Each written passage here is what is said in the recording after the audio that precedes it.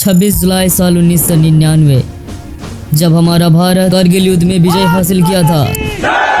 भारत माता की जय। इस बार जब हमने देखा कि आक्रमणकारी हमारी भूमि में पांव जमाने की कोशिश कर रहा है तो वायुसेना को मैदान में उतारने में हमने कोई संकोच नहीं किया। चारों ओर सिर्फ खुशियों का माहौल था, मानो जैसे भारत में शांति छाई हुई हो।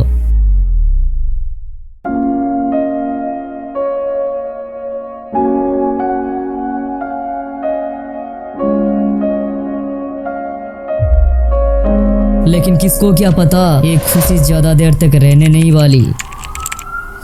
इससे ठीक 5 महीने बाद एक ऐसा बड़ा भयानक घटना घटता है जिसका कीमत आज तक इंडिया चुका रही है। Narendra Modi has promised a strong response after a suicide bomber killed 46 soldiers in Indian-administered Kashmir on Thursday.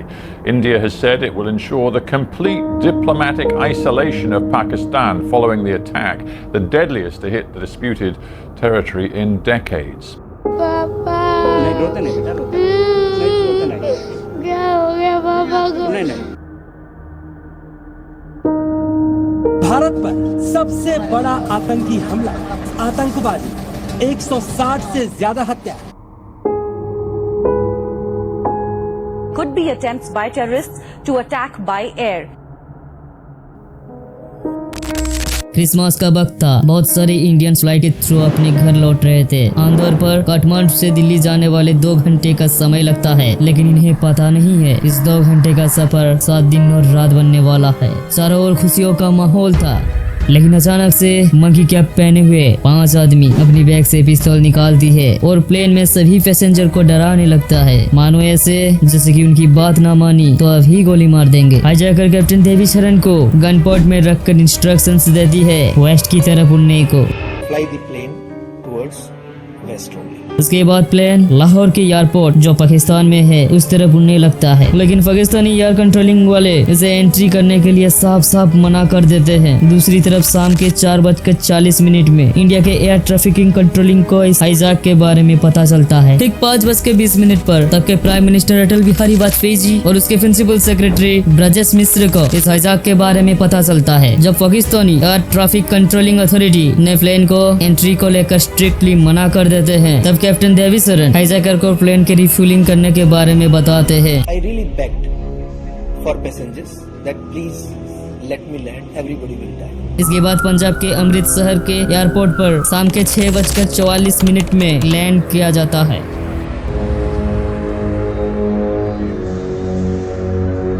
Plane land होने के बाद इमीडिएट रिक्वेस्ट किया जाता है रिफ्यूएल करने को, लेकिन 40 मिनट बीत जाने के बाद जब रिफ्यूएल नहीं किया जाता तब हाईजैकर प्लेन के एक पैसेंजर सतनाम सिंह को चाकू से हमला कर देते हैं और उसकी जान चली जाती है। शाम के 7:45 को क्राइसिस मैनेजमेंट कमेटी एक प्लान बनाता है क्यों ना जब प्लेन में रिफ्यूलिंग करी जाए तब कुछ पंजाबी ऑफिसर को टैंक के भीतर छुपा कर ली जाए और रिफ्यूल करने के समय वो लोग प्लेन के टायर को पंचर कर दे। इसके बाद फ्यूल टैंक को रिफ्यूल के लिए भेजा जाता है जिसके अंदर कुछ ऑफिसर्स छुपे हुए थे। सब कुछ ठीक चल रहा था, लेकिन अचानक से एटीसी वालों को लगता है कि टैंक थोड़ा सा ज्यादा स्पीड में चल रहा है, इसलिए उसे धीरे करने के लिए बोलते हैं। मिसकम्युनिकेशंस के वजह से ड्राइवर गाड़ी को बीच रास्ते में ही रोक देते हैं। इस सारा इंसिडेंट होता हुआ हाईजैकर देख लेता है, जिसके वजह से हाईजैकर समझ जाते हैं कि भारत सरकार उन्हें पकड़ने के लिए शायद कुछ प्लानिंग कर रही है, जिसकी वजह से हाईजैकर गुस्से में आकर कैप्टन देवी शरण को प्लेन को उड़ाने के लिए प्रेशराइज किया जाता है। They said if you will not take off, we will kill everybody. जिसके बाद बिना रिफ्यूलिंग के वजह से देवी शरण प्लेन को उड़ाना स्टार्ट करता है। जब एनएसजी के कमांडो एयरपोर्ट पर पहुंचते हैं तब तक प्लेन एयरपोर्ट से जा चुकी थी। ऑपरेशंस पूरी तरह से बैकफायर कर चुकी थी। एनएसजी के कमांडो को ये मौका ही नहीं मिल पाता एक्शंस लेने का। इसके बाद प्लेन फिर से पाकिस्तान की तरफ उड़ने लगता है, लेकिन सभी बार की तरह इस बार भी पाकिस्तानी प्लेन की एंट्री को स्ट्रिक्टली मना कर देता है और लाहौर एयरपोर्ट का रनवे की लाइट को बंद कर देता है। They said we cannot let you land here. You go anywhere. They switched off all runway lights. They switched off all navigational lights. Even they switched off apron lights also. Finally, my both reserve light came. I hardly had any fuel to sustain in the air. Now I had to make some decisions. That time I came down. इसकी वजह से जब plane धीरे धीरे नीचे आ रही थी तब कैप्टन को पता चलता है कि वो हाईवे में क्रैश लैंड करने वाले हैं। The ATC knew that my height is what? Then they thought he is going to really crash land this aeroplane. Then they said, now the runway is open for you, come on the runway. शाम के 8:07 को Lahore airport में plane land होता है। पाकिस्तान में plane को refuelling किया जाता है, जिसके बाद हाईजैकर पाकिस्तान में रह के इंडिया के सरकार के साथ नेगोशिएट करते हैं, लेकिन लंबी समय तक नेगोशिएट करने के बावजूद भी हाईजैकर जो सब कुछ डिमांड कर रहे थे वो उनकी फुलफिल नहीं हो रहा था, जिसके वजह से हाईजैकर फ्रस्ट्रेट में आकर एक पैसेंजर को हमला कर देते हैं। रुपिन कटियाल 25 साल का एक गुड़गांव की आदमी जो अपनी वाइफ के साथ हनीमून से लौट रही थी, ज्यादा से ज्यादा खून बह जाने के कारण इसकी मौत हो जाती है। इसके बाद प्लेन को लाहौर से उड़ाया जाता है दुबई की तरफ और ठीक सुबह के 3 बजे दुबई के अल मिनहाद एयरवेज पर प्लेन को उतारा जाता है। यहाँ पर कड़ी नेगोशिएशंस करने के बाद फाइनली हाईजैकर 26 पैसेंजर को रिलीज करते हैं, जिसके बाद फिर से फ्लाइट को दुबई से अफगानिस्तान की तरफ उड़ाया जाता है। 26 दिसंबर सुबह के 8 बजे प्लेन कांधार इंटरनेशनल एयरपोर्ट पर लैंड करता है। लैंडिंग के बाद यहाँ के तालिबानी अथॉरिटीज ऑफर करते हैं कि वो मीडिएटर करेंगे इस इंसिडेंट के ऊपर, लेकिन कैप्टन देवीसरन का कुछ और ही कहना था। They just came to near the aircraft. They just waved like this.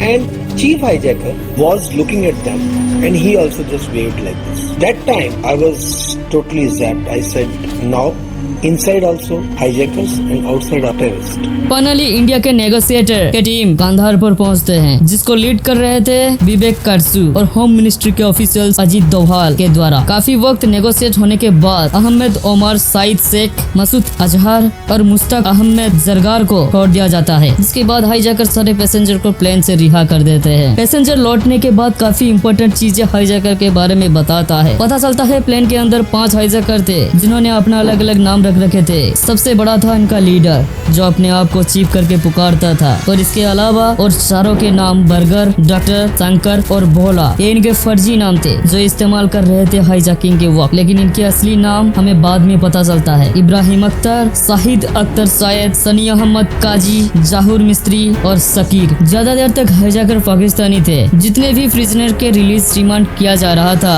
वो सारे के सारे पाकिस्तानी ही थे। इस पूरे इंसिडेंट पर 2 पैसेंजर की जान चली जाती है और बाकी के पैसेंजर में से कुछ ही पैसेंजर घायल होते हैं और बहुत ही ज्यादा भूखा होते हैं। लेकिन आश्चर्य की बात तो ये है, हमारी भारत में ऐसे प्रोड्यूसर्स है जो इस इंसिडेंट के ऊपर मूवी तो बनाते हैं और तो और हाईजैकर को हद से ज्यादा ग्लोरीफाई करते हैं।